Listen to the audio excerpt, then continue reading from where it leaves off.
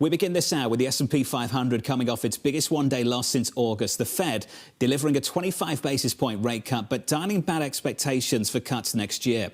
Jim Bianco of Bianco Research writing, cutting rates and leaving the door open to more is inviting higher inflation expectations, and that is what the market is reacting to. Jim joins us now for more. Jim, we've got a lot to get through. Your early reaction to yesterday's news conference? You know, you have to see it as a continuation of what we've seen since September. When the Fed cut in September, we were at 360 on the 10-year note, and yields have been going higher and higher and higher. Chairman Powell's been asked about this, and he's not answered the question. He said they go up, they go down. And then he come to yesterday's meeting, which we're referring to as a hawkish cut. Let's call it what it is. He made a very good case to raise rates yesterday, but instead they cut rates.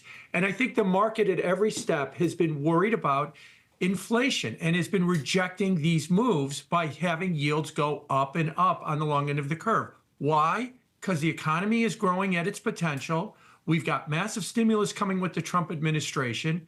Monetary ease is unnecessary. All it's going to do is raise inflation expectations. So every time they cut or talk about cutting, you see higher long-term yields. Jim, what do you think the next move is?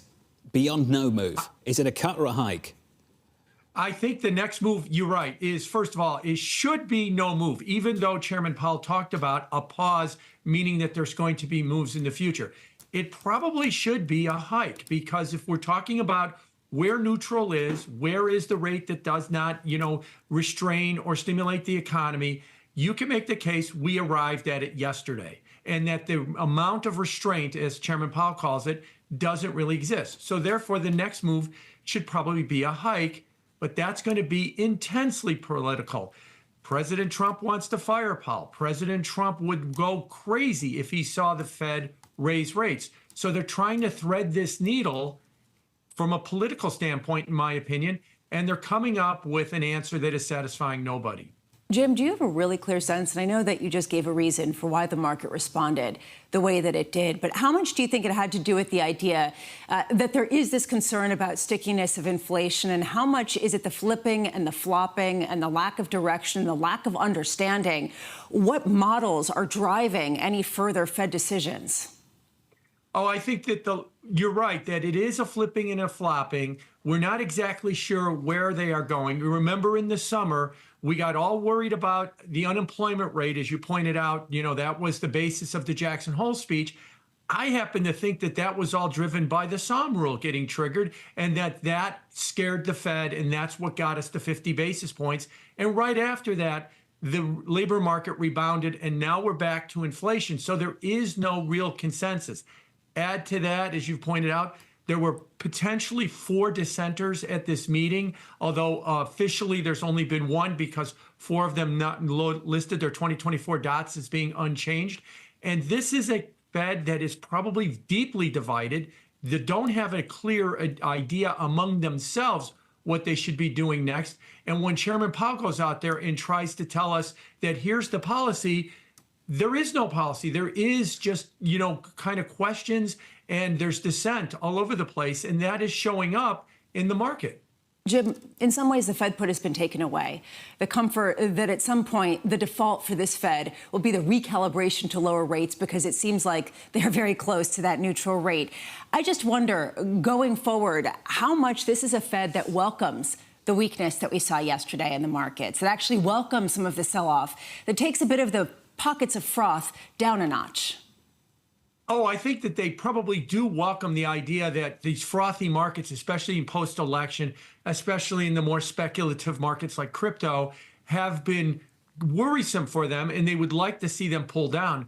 But I don't think they like the idea that these frothiness is coming away because everybody's screaming they just made a policy error, and that's why the frothiness is coming away. But yes, I think that in the long run, they would probably like that. But again, that puts them at odds with incoming President Trump, because he values, or he views, his success of his administration by rising stock prices. And the Fed is now probably saying, well, at least we got stock prices down and got some of the froth out of the market. So it's going to be a very tumultuous 2025 if we continue down this path. Neil Dutta of Renmax said it immediately after the news conference yesterday, Jim. Neil came on the program and said this Fed is on a collision course with the incoming administration. Jim, how do you think that plays out through the next 12 months? Oh, I think it's going to play out, not well at all, because I'm going to take Scott Bessent, the incoming Treasury Secretary, as his word that there's probably going to be a shadow Fed. That is the idea that they're probably going to nominate Kevin Warsh early, like this summer. So we're going to have a Fed chairman, we're going to have a future Fed chairman, and we're going to have two people to kind of listen to, and that will add to the confusion as well. So this is not going to be something where they're just going to clash with the administration. It's going to be open warfare, and we're going to have probably potentially a future Fed chairman to sit there and question what the current Fed chairman is doing. Jim, that will not be music to the ears of people in Brazil, to people in Japan, and by people I mean policymakers. Dollar yen right now, briefly through 157. In Brazil, they've got fiscal issues. These issues don't help them. In fact, higher yields beget higher yields. Jim, there are certain places in financial markets around the world where they feel really stretched. We had someone come on the program yesterday, Julian Emanuel of Evercore, a man you know well, and he talked about the peak in the US dollar being really important to financial markets. We've been asking the question, how much oxygen is left up here for the US dollar? Jim, how much more stretch can this get? Oh, the one thing I've learned about currencies is they can go a lot further than people think.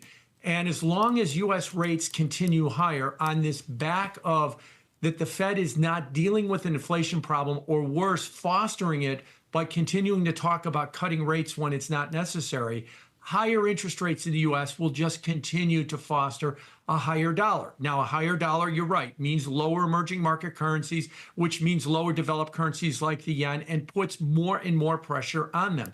And look at what's happening in the global economy ex the U.S. You've got countries like Germany, you've got countries like China, you've got countries like Japan that are already struggling right now. Germany might be in recession right now. Japan might be in recession right now. China might have some of the lowest growth that we've seen in 40 years. The U.S. is humming along great, but the problem is that as the U.S. hums along and gets higher rates and sucks the dollar in higher, it puts the rest of the world under further pressure. Jim, putting this all together, the rest of the world on further pressure, the idea that a stronger dollar is probably going to inhibit exports from the U.S., potentially the growth in certain areas. Did this meeting and the reaction to it by the Federal Reserve and by the markets increase the chance of some sort of negative growth shock next year, despite some of the incoming policies? It can. I mean, if you go back and you look at recent history, 6 years ago today was the day that Powell had another press conference where there was a very bad reaction in the market. That was when he announced QT, and it was going to be like watching paint dry, and the market thought it wasn't going to be like watching paint dry, and it had a very toxic reaction to it. 2 weeks later, we got the Powell pivot when he went to Atlanta at the NABE conference and basically pulled a piece of paper out of his pocket and said, okay, those policies announced 2 weeks ago, we're going to completely reverse them. So maybe we see something like that in the next couple of weeks out of him. It would be, there's a precedent for it, that he changes the policy. But if he doesn't change the policy and they continue to talk about weakness, worry about the labor market, that they might have to cut rates even more next year in the face of just raising their inflation expectations, I think we're going to see a rocky ride in the markets. Jim, enjoyed it. Looking forward to covering this with you. Jim Bianco of Bianco Research. And Jim, thanks for everything in 2024. We'll see you no doubt in early 2025. We went through this yesterday. The year to